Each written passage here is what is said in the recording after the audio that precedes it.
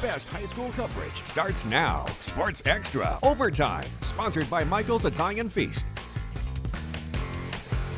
And welcome into Sports Extra Overtime, 30 minutes devoted to high school sports. I'm Kurt Pegler. And I'm Patrick Cunningham. Week 3 games coming at you with big ones in the Heart of Illinois Conference, Mid-Illini Conference, and the Big 12. Normal West comes in at 2-0. Normal Community at 1-1 in the great inter-city matchup tonight between West and Community. Certainly the winner of this game is going to have a good shot at winning the Big 12 championship.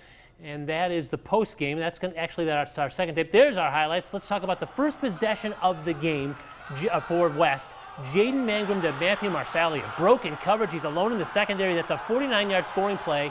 The Wildcats have a 7-0 lead. Second possession for the Wildcats now. It's Mangrum again. Same target. Marsalia, short catch, end zone. It's 14-0 for the Wildcats. Midway through the second quarter, West is punting. The ball slips through the punter's hands. Owen Sen alertly kicks the ball out of the back of the end zone for a safety that avoids having Normal Community with the football inside the 5. End of the half now. Wildcat formation. Gavin Camp runs it in. Normal West beats Normal Community 21-4, and the Wildcats are 3-0. Now let's hear from a victorious head coach. It's the first time that I've had the Chili Bowl as a head coach. This is one of the few times that we've gotten it since I've been in this football program. So it means a lot to us. It means a lot to these players. They've worked really hard to get to this point, and I'm proud of them for their effort tonight. Yeah, West wins the Chili Bowl. Normal West now 3-0. Normal Community now 1-2. Staying in the Big 12, Bloomington traveling to Peoria, Notre Dame. We're going to go to the second quarter. The Raiders, A.J. Corden connects with Garrett Dickerson. This is going to be a long touchdown pass, breaking some tackles.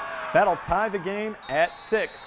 Later on, Marcus Griffin, he's going to bust one up the middle here. This would give Bloomington a 12-6 lead. Look at him fighting through the hole. Raiders win a close one by the score of 18-12. To Peoria Stadium, where the Manual Rams are playing host to the Danville Vikings. First quarter, Manual quarterback London Tolliver takes the handoff, fakes the handoff, and then uses his speed for a first down for the Rams. Then later in that first, it's going to be the senior David Johnson taking the handoff, gets around the edge, a 10-yard pickup. But Danville comes to town and leaves after beating Manual 49-6. Wrapping up the Big 12, Richwoods travels down to Champaign Centennial. A trio of Knights are going to find Centennial's quarterback, Kellen Davis, dropping him for a loss. But it was tough to get much of anything going offensively. Down 27-7 midway through the third quarter. Tyson Daughtry going to get stripped by a pair of Chargers. Centennial beats Richwoods 47-13. Peoria High playing in Cahokia across from St. Louis tonight. Non-conference matchup and a nice win for the Lions, 62-16. Peoria High coming back home with a 3-0 record. Now the opening night of Mid-Illini Conference play. First set of league games tonight, a great matchup in Dunlap. Where the Eagles are playing host to Pekin and the Dragons playing like they are the conference favorite. Take a look at this play. Dunlap quarterback Maddenberg under pressure, trying to escape, and somehow he does in order for him to throw the ball downfield. But his pass is picked off. Cam Hodgson is there, so the safety comes away with it, and it's an interception and a nice return for that Pekin defensive back. Later, it's going to be Pekin quarterback Scotty Jordan calling his own number. They're inside the 1. He's going to power in for the Pekin touchdown. Now, after the half, running back Braden Orr is going to get into the end zone for the Eagles. The Eagles really hung tough. We finally got a notification there that it was an end zone score. Pekin wins, though, at Dunlap, 28-19. The Dragons are 3-0. Also in the Mid-Illini, a rivalry matchup between Metamora and Washington. First drive for Metamora. Kata Hartnett drops back. Going to dump a screen pass off to Noah Simmons. He has a nice hole and finds his way into the end zone. Two-pointer is good to make it 8-0. But Hartnett, he wasn't done yet. Going to come up on the defensive side as well. Intercepts this pass from Jake Stewart in the red zone. However, Washington forced a safety a few plays later, got the ball back down 8-2. The first play after the free kick, the junior Kenyon McQuarrie hits the hole, shoots out of it untouched for the touchdown. Panthers scored 9 points in 10 seconds, and that would propel them to a 44-22 win. Canton at Morton tonight. Opening drive, second half. Morton with the football, extending the drive twice with fourth down conversions. Brett Michael on 4th and 2. That's a first down. It leads to a touchdown. Quarterback Jude Hart fakes the handoff, runs around the left end. He gets to the pylon for the Morton Potter touchdown. That made a 21-zip lead in favor of the Potters. And the Potters defense absolutely superb. Look at the pursuit in the backfield here. It's Blake Shoemaker, the tackle for the loss, and a 35-7 win, Morton over Canton. U-High at Chatham Glenwood in the Central State 8. Normal's #1 Mason Hooper. He's going to have a big gain here on this kick return. Looking for a hole, cutting back left, and look at him trying to make defenders miss. Going to get all the way to the outside before being forced out of bounds.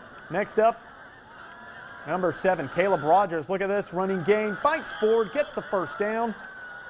And then Colin Cunningham with a QB keep for a touchdown. Chadwood Glenham, though, too much for U-High. They win 70-28. Rounding out the Middle Illini with Limestone East Peoria. Late first half, East Peoria up 14-0. Andrew Kaufman throws the screen to Joseph Clark, gets upfield for the East Peoria first down. They would have to punt, though, and it's going to be a very high boot from Gabriel Ziegler-Harris, and the Limestone returner is going to have trouble with it, bouncing off everybody's hands, but it's going to be recovered by the freshman Aiden Hindert for East Peoria. They would win 33-20. Switching gears now to the small schools, and we have a battle between two state-ranked 2-0 teams in the Heart of Illinois Conference. Yeah, the big game in that conference has unbeaten Ridgeview Lexington playing at unbeaten Tri-Valley. First quarter here, the Vikings are in the red zone. Now they're in the end zone. Andy Knox takes it himself for a Tri-Valley touchdown. They add 2-point conversion to make it 8-0. To the second quarter now, it's still 8-0 Tri-Valley. Lexington's quarterback Alec Thomas to Cale Hoffman in the end zone. The Mustangs came to play on the road. Hoffman with a diving catch. Now the Mustangs would miss the conversion. Just before halftime, the Vikings score again with Knox and another 2-point conversion. However, 15 unanswered points on the road. The Mustangs are winners, 21-16. Impressive win for Hal Kyoto's team.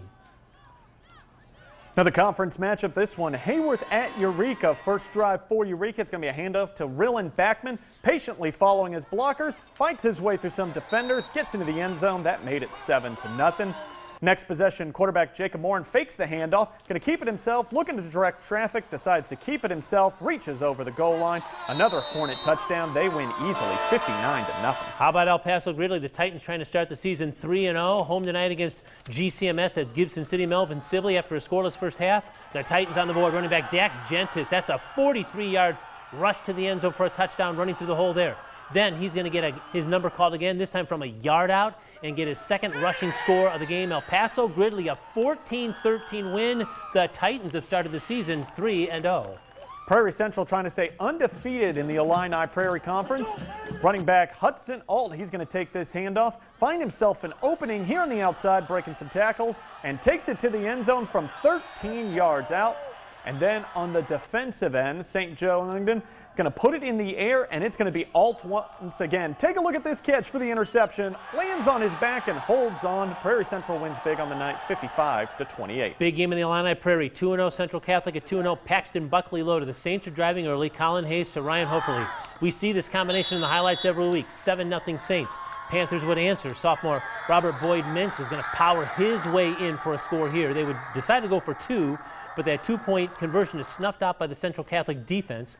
Then later in the second quarter, Ian Whitaker is going to find the end zone to make it 14-6. However, Central Catholic falls in overtime. A tough loss for the Saints, 28-25. PBL is a winner. Pontiac looking for its first win of the season at Rantoul. Indians up 20-14 at the break and coming out, driving down the field to start the third. Devontae Chambers, he's going to get in for 6. Look at him fight his way in there. 2-point conversion, no good though. Eagles get the ball back, but the Indians defense going to step up. Dalton Tovaria with the tackle for a loss, and then on fourth down for Rantoul, Zeus Brundage forced out of the pocket, and the pass is going to be complete short of the first down marker. That would be a turnover on downs. Pontiac gets their first win, 50-14. Elmwood Brimfield hopes to move to 3-0 on this young season, hosting South Fulton. Start off with the Elmwood with the football here. It's Aiden Frail. He's going to run the ball out to his left, tries to reach across to the end zone. They rule that he's out inside the 1, but on the next play, Gavin Bull is going to get himself in. After the 2-point conversion, it's 8-0 Trojans. And then it's Elmwood Brimfield's defense. Bo Windish, interception. Trojans are 3-0 after a 36-14 win. Knoxville and Stark County both undefeated in the Lincoln Trail Conference. Stark County Rebels started the third quarter off with quarterbacks Will Sheaves throwing this interception to Knoxville's Chris Barnwell, giving Knoxville the ball on the Rebels' 20-yard line. Shortly after that, Knoxville running back Jackson Johnson's going to run the ball wide left and just make it in for the touchdown, extended their lead to 28-7, and then they would win 35-7. Olympia on the road in Athens tonight, and the handoff here is going to go to Cade Lawler. He's going to fight forward close for the first down. Later in the drive, he would end up picking the first down by breaking a bunch of tackles here, but he does move those chains. We go to the second half. Lawler, he's going to fight to the left here, going to break some more tackles before being dragged out of bounds for another first down. He's carrying a lot of that running attack tonight for Olympia. Handoff up the middle to Lawler again, in for the touchdown. That's their only score of the night. They fall 22-8. Taking a look at other small school scores from around the area in the Heart of Illinois Conference. Ottawa Marquette beating DMAC 28-0. Leroy 20-16 winners at home over Tremont. Tolona Unity big time winners over IVC 62-20, and Farmington also big winners as well on the road 57-6. Rushville defends their home field 54-6 against LVC, and Weathersfield knocks off Princeville 39-19.